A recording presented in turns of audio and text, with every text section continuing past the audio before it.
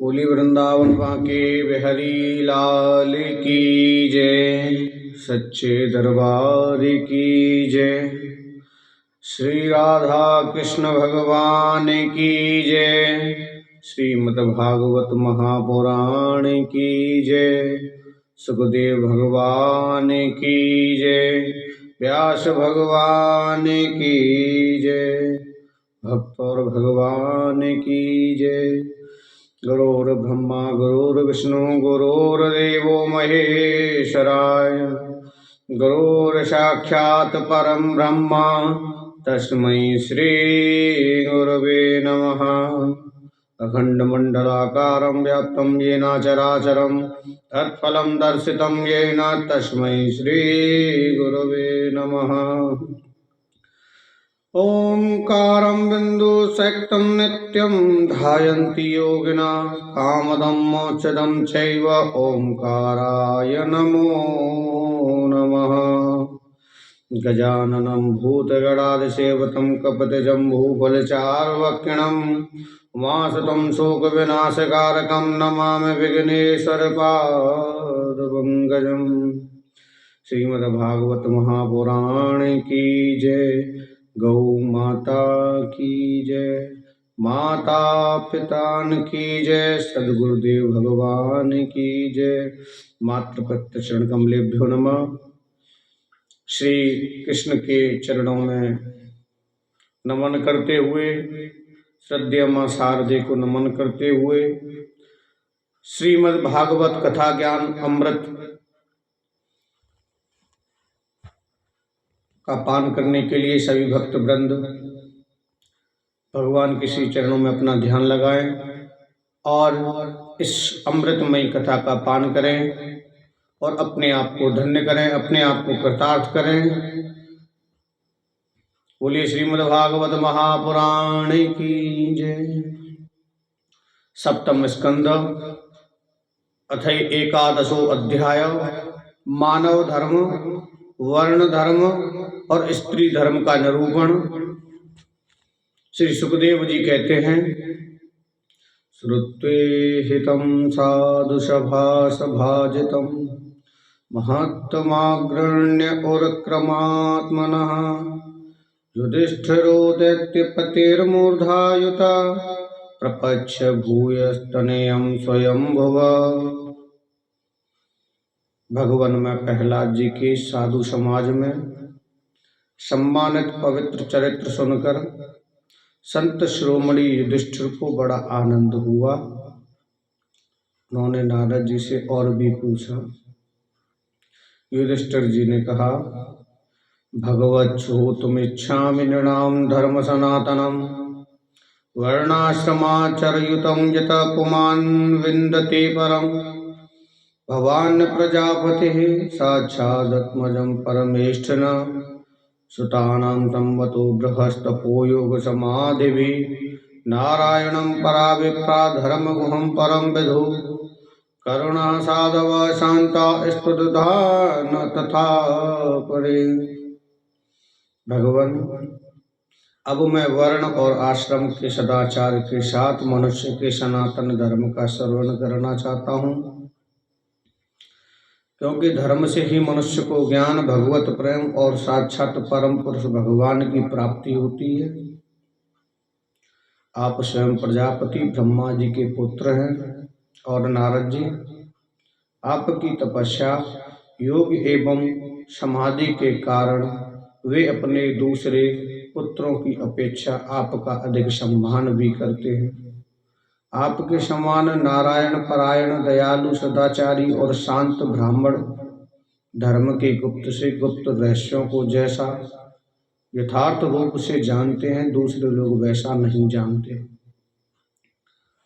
नारद जी ने कहा, नत्वा भगवते अजाय लोकानां धर्म हेतवे वच्चे सनातनं धर्म नारायण मुखाच्युतम् योऽवतीर्यात्मनो अशेन दाक्षायण्यां तु धर्मतः लोकानां स्वस्ते अद्यास्ते तपोवदर्काश्रमे धर्ममूलं हे भगवान् सर्ववेदमयो हरि स्मृतं च तद्वदतां राजन्ये चात्मना प्रसीदति सत्यम दया तप शौचम ततिच्छेच्छा समोधम अहिंसा ब्रह्मचर्यम च त्याग स्वाध्याय आर्जवम संतोष समर्थ का सेवा ग्राम्य हे पोवो परम शनै नृणाम विपर्ययेच्छा मौनमात्म विमर्शनम अन्यादाद्देश विभागो भूतस्य यथार्थतः ते स्वात्मदेवाता बुद्धिं तुतरां रसु पाण्डव श्रवणं कीर्तनं चाशं स्मरणं महतां गते सैवेज्यावनतिर्हादस्यं संख्यमात्मसमर्पणम्।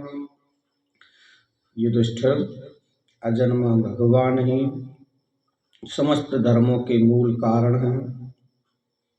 वही प्रभु चराचर जगत के कल्याण के लिए धर्म और दक्ष पुत्री मूर्ति के द्वारा अपने अंश से अवतीर्ण होकर वज्राकाश्रम में तपस्या कर रहे हैं। उन नारायण भगवान को नमस्कार करके उन्हीं के मुख से सुने हुए सनातन धर्म का मैं वर्णन करता हूँ। युधिष्ठिर, सर्वदेव स्वरूप भगवान श्री हरि, उनका तत्व जानने वाले महर्षियों की स्मृतियाँ और जिससे आत्मग्लानि न होकर आत्म प्रसाद की उपलब्धि हो, वह कर्म धर्म के मूल है। युधिष्ठिर, धर्म के ये 30 लक्षण शास्त्रों में कहे गए हैं। धर्म के जो 30 लक्षण हैं उनको मैं विधि विधान से बता रहा हूँ, ध्यान पूर्वक सुने।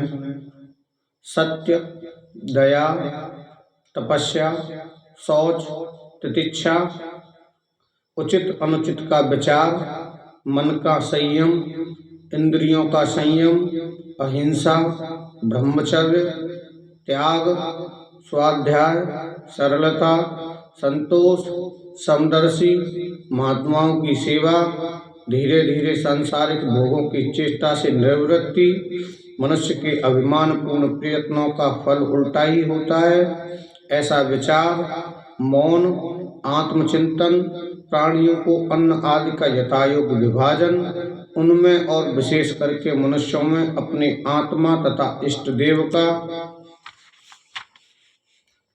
भाव, संतों के परम आश्रय भगवान श्री कृष्ण के नाम, गुण, लीला आदि का श्रवण, कीर्तन, स्मरण, उनकी सेवा, पूजा और नमस्कार, उनके प्रति दास, सख्य और आत्मसमर्पण, यह 30 प्रकार का आचरण सभी मनुष्यों का परम धर्म है।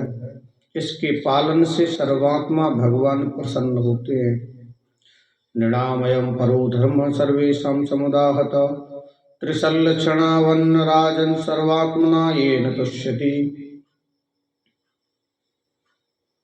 धर्मराज, जिनके वंश में अखंड रूप से संस्कार होते आए हैं और जिन्हें ब्रह्मा जी ने संस्कार के योग्य स्वीकार किया है, उन्हें द्विज कहते हैं। जन्म और कर्म से शुद्ध द्विजों के लिए यज्ञ, अध्ययन, दान और ब्रह्मचर्य आदि आश्रमों के विशेष कर्मों का विधान है। अध्ययन, अध्यापन, दान लेना, दान देना और यज्ञ करना, यज्ञ कराना, ये 6 कर्म ब्राह्मण के हैं। क्षत्रियों को दान नहीं लेना चाहिए। प्रजा की रक्षा करने वाले क्षत्रियों का जीवन निर्वाह ब्राह्मण के सिवा और सबसे यथायोग्य कर तथा दंड, जुर्माना आदि के द्वारा होता है। वैश्य को सर्वदा ब्राह्मण वंश का अनुयायी रहकर गौरक्षा, कृषि एवं व्यापार के द्वारा अपनी जीविका चलानी चाहिए। शूद्र का धर्म है द्विजातियों की सेवा, उसकी जीविका का निर्वाह उसका स्वामी करता है। ब्राह्मण के जीवन निर्वाह के साधन 4 प्रकार के हैं: वार्ता, शालीन, ययावर और शिलोच्छन। इनमें से पीछे पीछे की वृत्तियां अपेक्षाकृत श्रेष्ठ हैं। निम्न वर्ण का पुरुष बिना आपत्ति काल के उत्तम वर्ण की वृत्तियों का अवलंबन न करे। क्षत्रिय दान लेना छोड़कर ब्राह्मण की शेष 5 वृत्तियों का अवलंबन ले सकता है। आपत्ति काल में सभी सब वृत्तियों को स्वीकार कर सकते हैं। ज्ञान यनाद कराकार धन लेना, यज्ञादि कराकर धन लेना, बिना मांगे जो कुछ मिल जाए उसमें निर्वाह करना, नित्य प्रति धान्याद मांग लाना, किसान के खेत काट कर अन्न घर को ले जाने पर पृथ्वी को कण पड़े रह जाते हैं, उन्हें सिल तथा बाजार में पड़े हुए अन्न के दानों को उच्छ कहते हैं। उन सिल और उच्छों को बीन कर अपना निर्वाह करना सिलोच्छन वृत्ति है। वृत, अमृत, मृत, प्रमृत और सत्यानृत, इनमें से किसी भी वृत्ति का आश्रय ले, परंतु श्वान वृत्ति का अवलंबन कभी ना करें। बाजार में पड़े हुए अन्न उच्छ तथा खेतों में पड़े हुए अन्न सिल को बीनकर सिलोच्छ वृत्ति से जीविका का निर्वाह करना रित है। बिना मांगे जो कुछ मिल जाए उसी आयाचित शालीन वृत्ति के द्वारा जीवन निर्वाह करना अमृत है। नित्य मांग कर लाना अर्थात यायावर वृत्ति के द्वारा जीवन यापन करना मृत है। कृषि आदि के द्वारा वार्ता वृत्ति से जीवन निर्वाह करना प्रमृत है। वाणिज्य सत्यानृत है और निम्न वर्ण की सेवा करना स्वान वृत्ति है। ब्राह्मण और क्षत्रियों को इस अंतिम निंदित वृत्ति का कभी आश्रय नहीं लेना चाहिए, क्योंकि ब्राह्मण सर्व वेदमय और क्षत्रिय राजा सर्व देवमय है। सम, दम, तप, शौच, संतोष, क्षमा, सरलता, ज्ञान, दया, भगवत परायण और सत्य ये ब्राह्मण के लक्षण हैं। युद्ध में उत्साह, वीरता, धीरता, तेजस्विता, त्याग, मनोजय, क्षमा, ब्राह्मण के प्रति भक्ति, अनुग्रह और प्रजा की रक्षा करना ये क्षत्रियों के लक्षण हैं।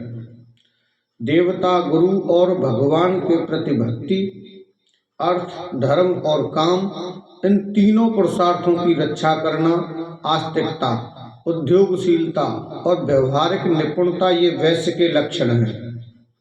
उच्च वर्णों के सामने विनम्र रहना, पवित्रता, स्वामी की निष्कपट सेवा, वैदिक मंत्रों से रहित यज्ञ, चोरी न करना, सत्य तथा गौ ब्राह्मणों की रक्षा करना ये शूद्र के लक्षण हैं।